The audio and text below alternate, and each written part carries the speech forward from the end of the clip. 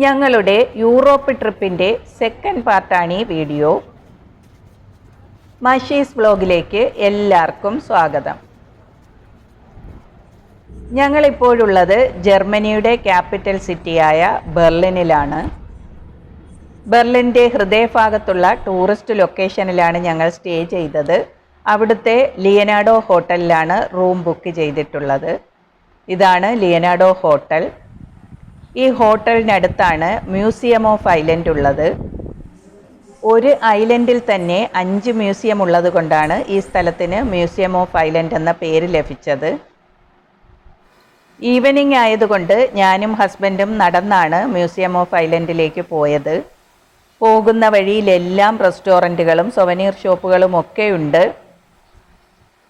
കൂടാതെ ഇവിടെ ടൂറിസ്റ്റുകൾക്ക് വേണ്ടി ബോട്ട് സവാരി അറേഞ്ച് ചെയ്തിട്ടുണ്ട്. ഞങ്ങൾ കുറച്ച് സമയം ഈ ബ്രിഡ്ജിന് താഴെയുള്ള ബോട്ട് സവാരി നോക്കിക്കൊണ്ട് നിന്നു.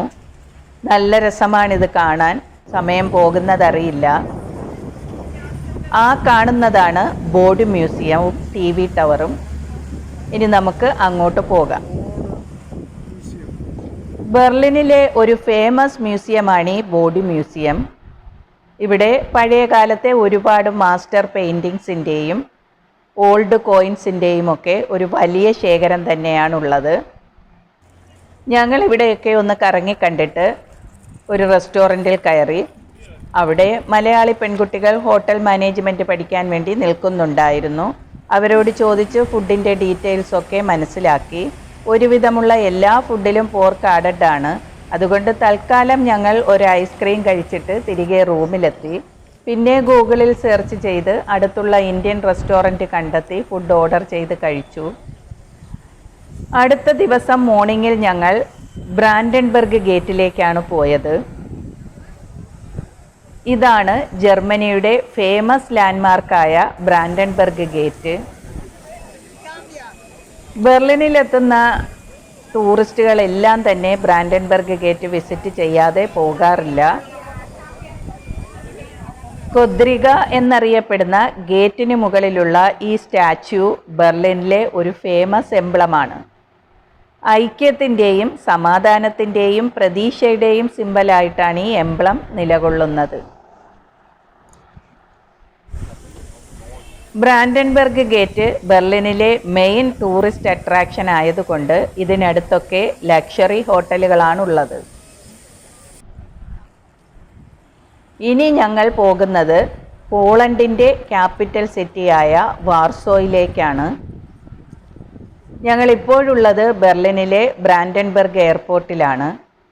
അവിടുത്തെ കുറച്ച് കാഴ്ചകൾ കാണാം. ഇതാണ് എയർപോർട്ടിലെ സെൽഫ് ചെക്ക് ഇൻ കിയോസ്കുകൾ.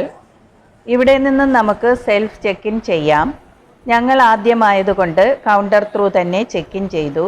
സെക്യൂരിറ്റി ചെക്കിങ്ങും കഴിഞ്ഞ് ഞങ്ങൾ അകത്ത് കയറി.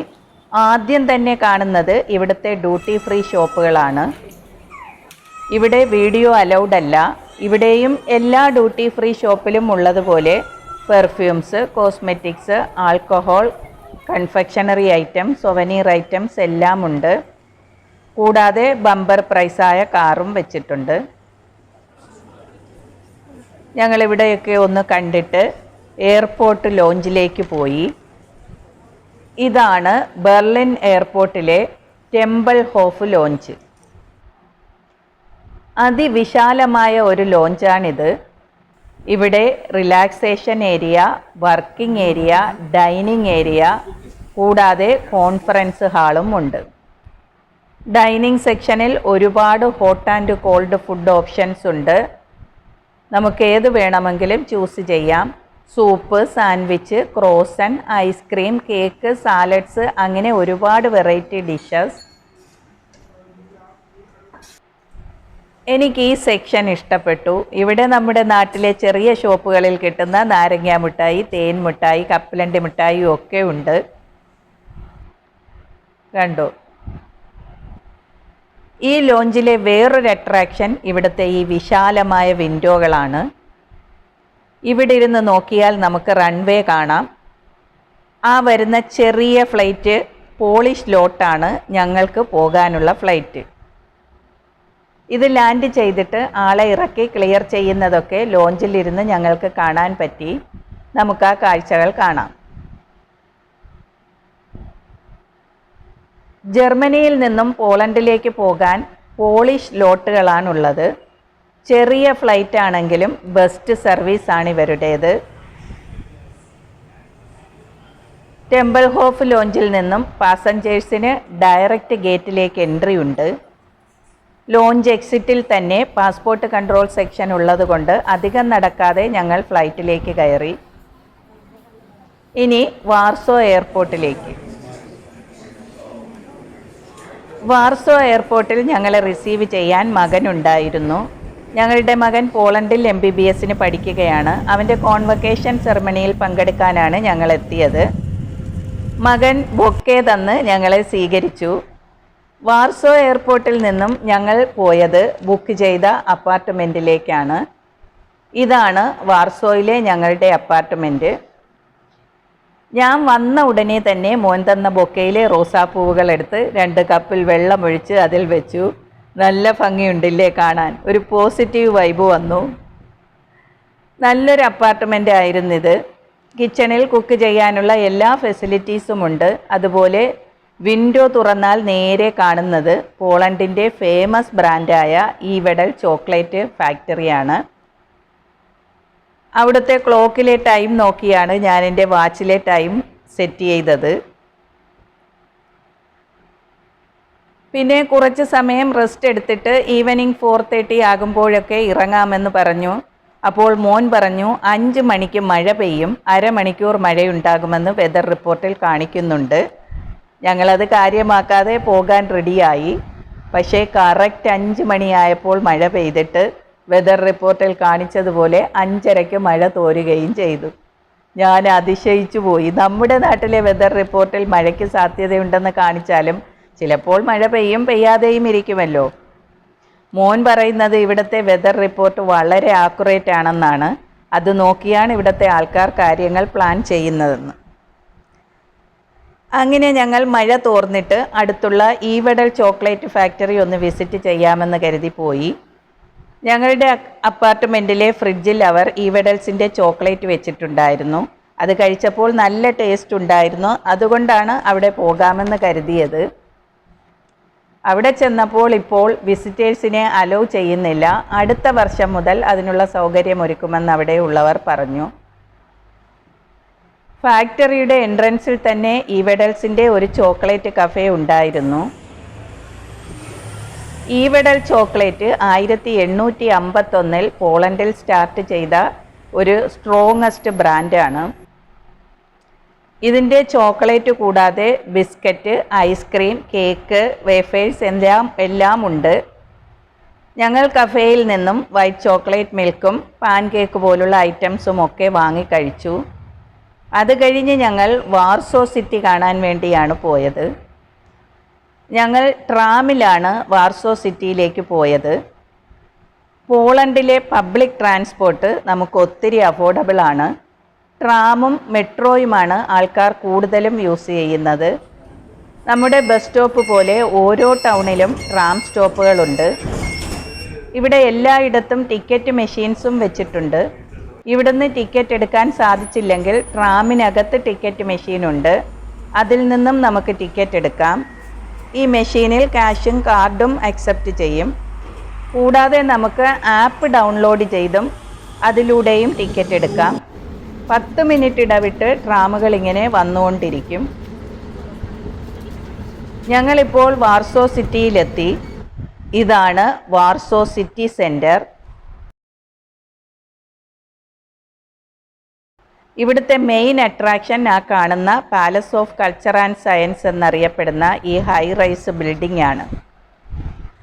44 നിലകളുള്ള ഈ ബിൽഡിങ്ങിൻ്റെ 30ാം നില വിസിറ്റേഴ്സിന് വേണ്ടി ഓപ്പൺ ചെയ്തിട്ടിട്ടുണ്ട്. അവിടെ നിന്ന് നോക്കിയാൽ നമുക്ക് വാർസോ സിറ്റി മുഴുവൻ കാണാം. രാത്രിയായതുകൊണ്ട് നമുക്ക് അതിൽ കയറാൻ പറ്റിയില്ല. 10 AM to 8 PM വരെയാണ് ഇവിടുത്തെ വിസിറ്റിംഗ് ടൈം.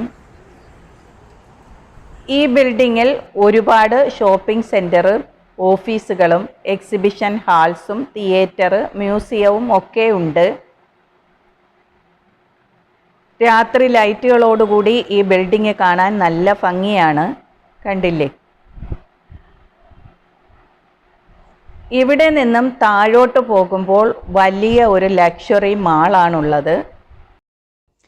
ഞങ്ങൾ ആ മാളിനകത്തൊക്കെ ഒന്ന് കറങ്ങി കണ്ടു.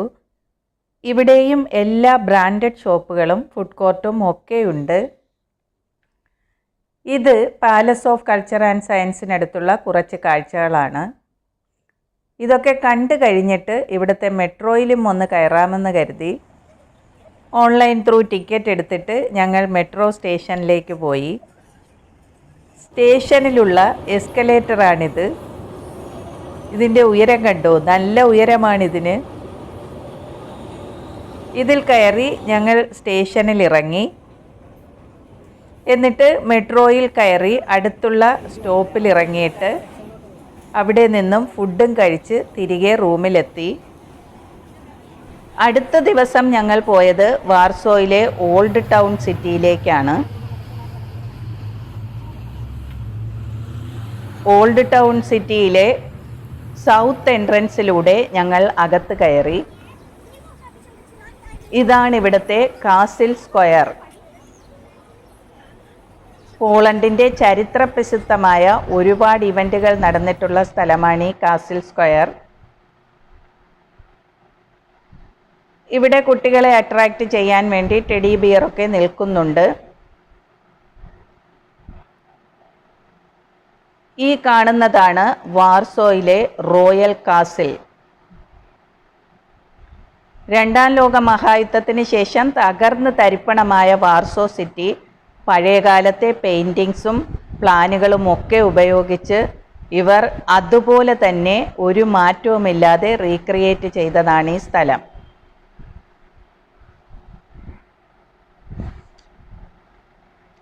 റോയൽ കാസിൽ ഇപ്പോൾ മ്യൂസിയമായിട്ടാണ് പ്രവർത്തിക്കുന്നത്. ഇതിൻ്റെ എൻട്രൻസിൽ ഇവിടുത്തെ ഹിസ്റ്ററി എഴുതി വച്ചിട്ടുണ്ട്. ഇവിടെ ഏകദേശം 100ഓളം പോളിഷ് രാജാക്കന്മാർ ഭരിച്ചിട്ടുണ്ട്. ഈ മ്യൂസിയത്തിനകത്ത് യൂറോപ്യൻ ആർട്ടിൻ്റെ വലിയ കളക്ഷൻസ് ആണുള്ളത്. ഞങ്ങൾ ടിക്കറ്റ് എടുത്ത് റോയൽ കാസിലിനകത്ത് കയറി. ഇവിടെ നമുക്ക് ഓഡിയോ ഗൈഡുണ്ട്. ഈ ഹെഡ്ഫോൺ വെച്ചിട്ട് പോകുമ്പോൾ ഓരോ പോയിന്റിലെത്തുമ്പോഴും അതിൻ്റെ ചരിത്രം ഈ ഓഡിയോയിലൂടെ നമുക്ക് കേട്ട് മനസ്സിലാക്കാം. ഏകദേശം 2 മണിക്കൂറോളം കാണാനുള്ള കാഴ്ചകൾ ഇവിടെ ഉണ്ട്.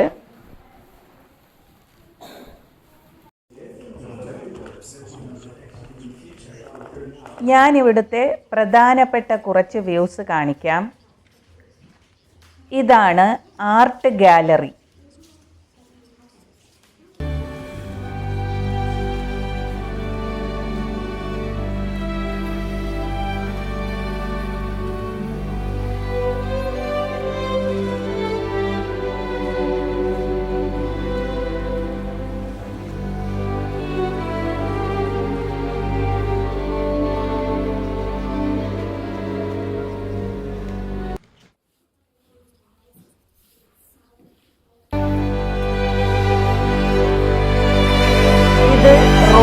Council room.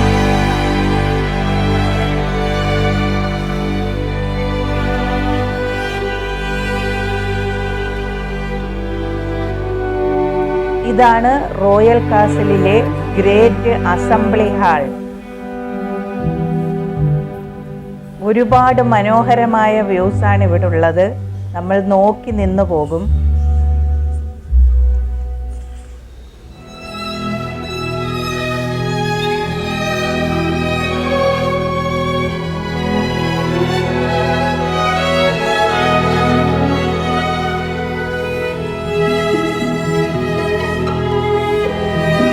ഇത് കിങ്സ് ബെഡ് ചേംബർ.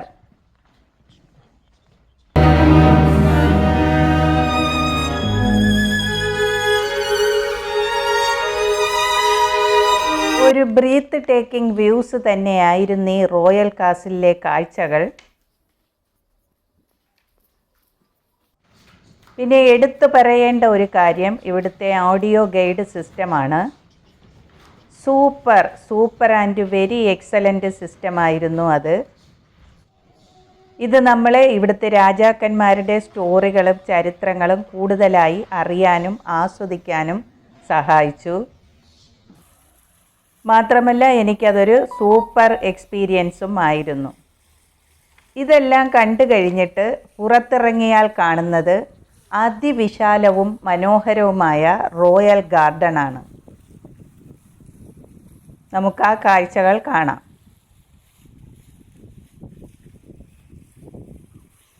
ഇതാണ് റോയൽ കാസിലിലെ വിശാലമായ റോയൽ ഗാർഡൻ. റോയൽ ഗാർഡനിൽ നിന്നും പുറത്തിറങ്ങുമ്പോൾ നമ്മൾ എത്തുന്നത് ഇവിടുത്തെ ഫേമസ് റോയൽ റൂട്ടിലാണ്.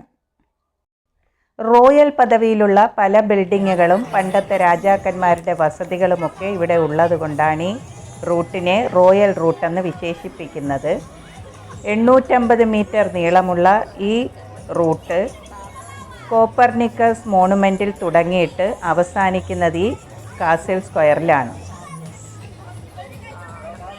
ക്രാക്കോയിലെയും സാക്കോപാനയിലെയും കാഴ്ചകളുമായി അടുത്ത എപ്പിസോഡിൽ നമുക്ക് വീണ്ടും കാണാം. നിങ്ങൾക്ക് ഈ വീഡിയോ ഇഷ്ടമായെങ്കിൽ ലൈക്ക് ചെയ്യുക. ഒപ്പം ചാനൽ സബ്സ്ക്രൈബ് ചെയ്യാൻ മറക്കരുത്. Thanks for watching my video.